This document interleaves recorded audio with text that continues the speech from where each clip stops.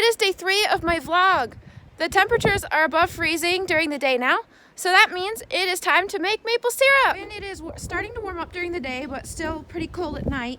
The sap in the trees begins to run. At this point, we drill a hole in each maple tree, just deep enough for the sap to drip out.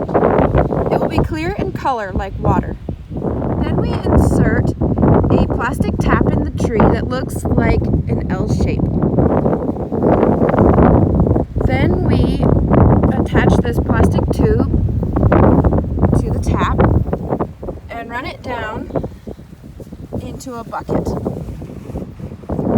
Depending on the weather and how fast the sap is running, it can take anywhere from a few hours to a few days for the 5-gallon bucket to fill up with sap. While the sap is being collected, we gather a lot of firewood because we boil our sap over a huge fire outside. Here's our setup.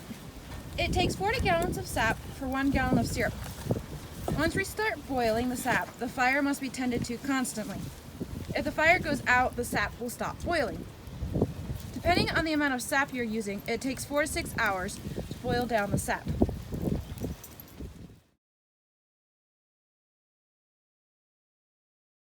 Once the sap reaches 219 degrees, it is now syrup. We must now take it right off the fire, otherwise, if it's left too long, it will become candy.